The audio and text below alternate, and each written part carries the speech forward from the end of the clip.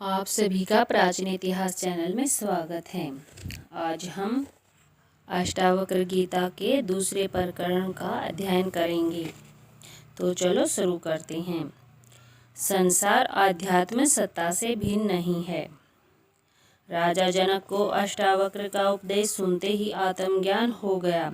वे कहते हैं, मैं निरंजन हूँ, शांत हूँ, बोध हूँ, प्रकृति से परे हूँ। आश्चर्य है, किंतु मैं इतने काल तक मोह द्वारा ठगा गया हूँ। ज्ञानी अष्टावक्र के संपर्क में आते ही राजा जनक का भी ज्ञान दीपक जल उठा, जिससे उनका समस्त अज्ञान का अंधकार विलीन हो गया। वे आत्मसत्ता में प्रतिष्ठित हो गई। उनका मोह, ममता, तृष्णा, आशंकाएं, अपेक्षाएं, अहंकार आदि सारा भ्रम भ्रांति की दूर हो गया। उनकी संपूर्ण दृष्टि बदल गई। यह समस्त संसार सौपनवत हो गया। जिस प्रकार सौपन से जागने पर सौपन में देखी गई समस्त माया विलीन हो जाती है, उसी प्रकार जनक को आत्मज्ञान के बाद यह सृष्टि माया व भ्रमवत प्रतीत होने लगी। अब वे अपने को संसारी न समझकर आत्मा समझने लग गई। शरीर मन प्रकृति से संबंध छूट गया। वासना विलीन हो गई। आसक्ति मिट गई। एक नए जीवन का सूत्रपात हो गया। यह सब कुछ अकस्मात नहीं था, वरना जनक समझ भी नहीं पाते। पूर्व पात्रता थी, शक्ति के अवधारणा की क्षमता थी, और भी वे चौंक गए और कहने लगे कि आश्चर्य है, मैं आत्मा रूप में हूँ, अतः मैं निरंजन हूँ, आत्मा की भांति शांत हूँ, स्वयं बोध हूँ, साक्षी हूँ, प्रकृति से परे हूँ। मैं इतने काल तक बस मोह के द्वारा ठगा गया हूँ। यह मोह ही वास्तव में ठगने वाला है। सारे संसार को इसी ने ठग रखा है, जिससे वास्तविकता का ज्ञान नहीं हो पाता।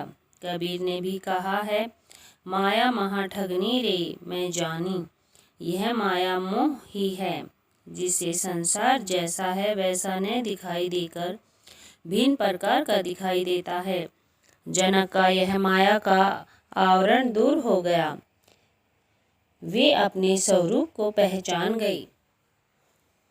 यही गुरु महिमा है, जो लोहे को स्वर्ण बना देता है।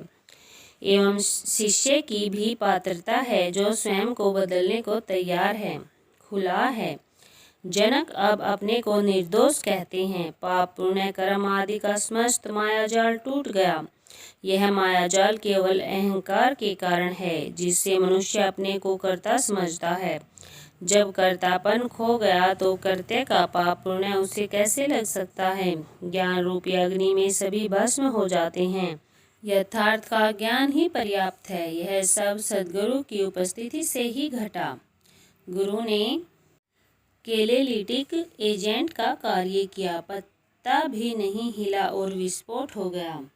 घाव भी नहीं हुआ और शल्य क्रिया पूर्ण हो गई। ऐसा ही हुआ विवेकानंद के साथ, ऐसा ही अन्य ज्ञानियों के साथ। जनक ऐसा अनुभव करने लगे कि जैसे शरीर से वस्त्र उतार दिए गए हों, सांप ने केंचुली उतार दी हो। सिंह का बच्चा भेड़ों के समुदाय में पलने से अपने को भेड़ ही समझने लगा था।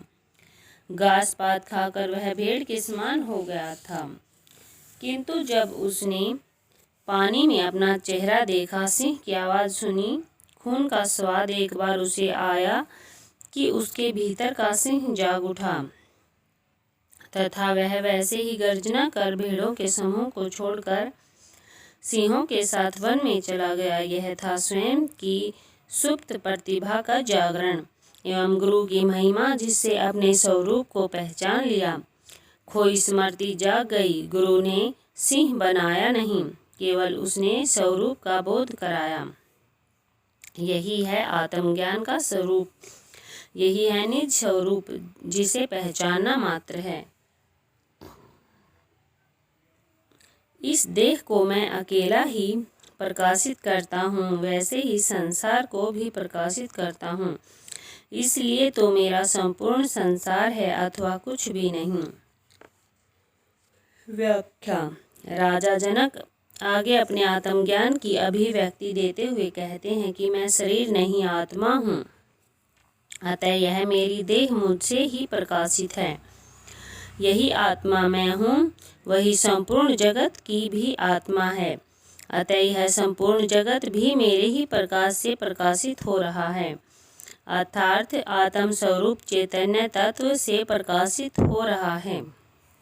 इसलिए यह संसार मेरा ही स्वरूप है, आत्मा है, ब्रह्मा है, या मेरा कुछ भी नहीं, अर्थात जिसे अहंकार एवं मोह के वश अपना कहता था वह कुछ भी नहीं है, सभी ईश्वर है। आत्मा से पृथक इस जगत का अस्तित्व नहीं है। अर्जुन उलझी हुई मन स्थिति का था। अक्षत्रिय होने से उसमें अहंकार अधिक था, इसलिए वह 1000 प्रश्न उठाता है, विभिन्न तर्क देता है, किंतु तत्व ज्ञान को ग्रहण नहीं करता। जनक ने तर्क देते हैं, न प्रश्न करते हैं, क्योंकि उनकी भूमि पहले से ही तैयार थी, पात्रता पूर्ण थी, इसलिए उपदेश को सीधा पी गई। एकदम केंद्र का उस मूल सत्ता का स्मरण लौट आया। इस सभी आश्चर्य ही था।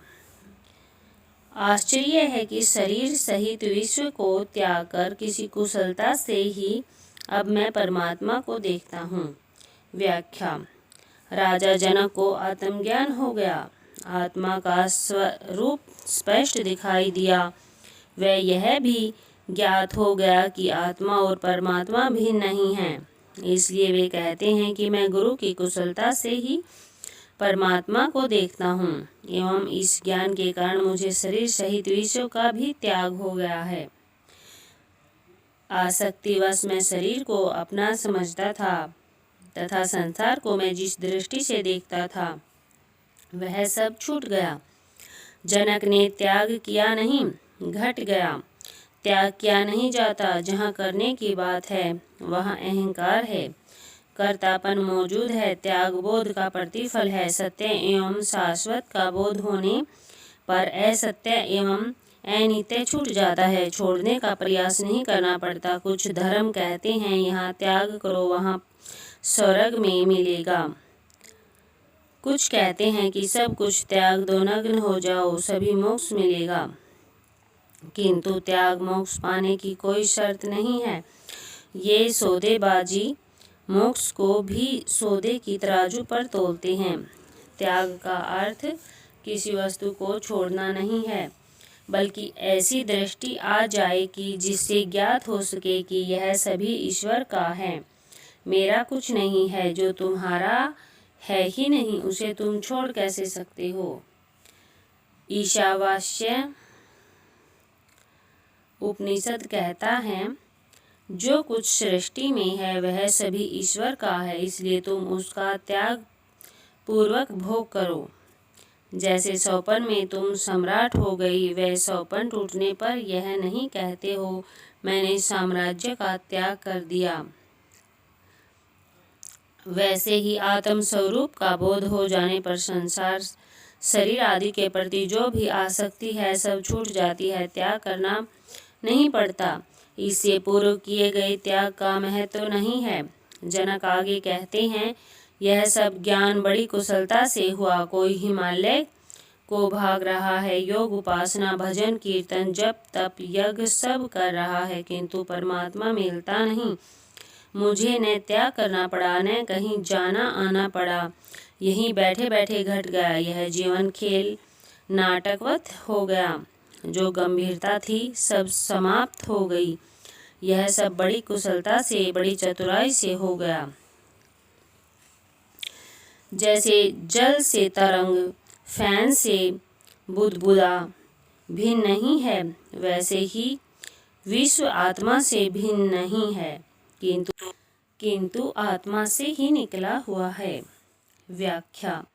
राजा जनक को स्वयं की आत्मा का बोध हो गया, किंतु साथ ही यह भी बोध हो गया कि ये समस्त आत्माएं भी भिन्न भिन्न नहीं हैं, एवं यह समस्त विश्व भी आत्मा से भिन्न नहीं है, बल्कि आत्मा ही से निकला हुआ है, उसी का फैलाव मात्र है, उसी की अभिव्यक्ति है, उसी का रूप है। वे इसे उदाहरण देकर समझाते हैं कि जिस प्रकार जल से तरंग, फैन से बुदबुदा भिन्न नहीं है, उसी प्रकार आत्मा से विश्व भिन्न नहीं है। भिन्न मानने का अर्थ ही है उन्हें अभी आत्मा का ज्ञान नहीं हुआ, वे अभी मन से पार गए नहीं। मन के स्तर तक ही भिन्नता का अनुभव होता है, आगे सब भिन्नताएं समाप्त होकर एक तत्व का बोध हो जाता है। ध्यानी जब मानसिक स्तर के उच्चतम स्थिति में होता है तभी उसे आत्मा की थोड़ी सी झलक मिल जाती है, किंतु पूर्ण आत्मज्ञान की स्थिति में नहीं पहुंचने से उसे भिन्न भिन्न आत्माएं ही प्रतीत होती हैं। यह ज्ञान की अपूर्ण स्थिति है कि ज्ञान अभी हुआ नहीं। ज्ञानी को यदि सब में एक ही परमात्मा न दिखाई दे तो समझ लो अभी ज्ञान हुआ नहीं है, अभी अज्ञान शेष है। अब तो वैज्ञानिक भी यही कहते हैं कि यह सारा अस्तित्व एक ही ऊर्जा का रूपांतरण है। ऐसी स्थिति में आत्माओं को भिन्न भिन्न मानना एवं यह कहना कि आत्माएं अनंत हैं, आत्मा और सृष्टि भिन्न है, आदि तथ्य अज्ञान जनित है। जैसे विचार करने से वस्त्र तंतु मात्र ही होता है, वैसे ही विचार करने से यह संसार आत्मसत्ता मात्र ही है। व्याख्या: राजा जनक अपने आत्मबोध की स्थिति में आत्मा एवं विश्व की एकता का अनुभव कर रहे हैं। इसे वे एक और उदाहरण द्वारा स्पष्ट करते हैं कि वस्त्र दिखाई देता है किंतु वह तंतुओं से बना है। मूल तो तंतु ही है जिससे वस्त्र बना, बिना तंतु के वस्त्र नहीं हो सकता। इसी प्रकार आत्मा रूपी तंतु से यह विश्व बना है, फिर यह विश्व इससे भिन्न कैसे हो सकता है? यदि आत्मा ही नहीं तो विश्व किस प्रकार बन सकता है?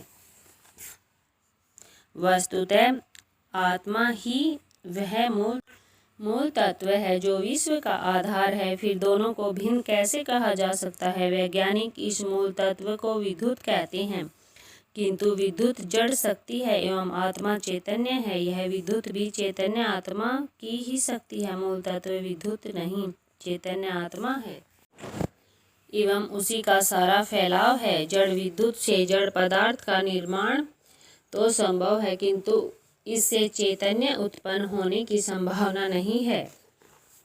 जैसे ईख के रस से बनी हुई शक्कर ईख के रस में व्याप्त है, वैसे ही मुझसे बना हुआ संसार मुझ में भी व्याप्त है।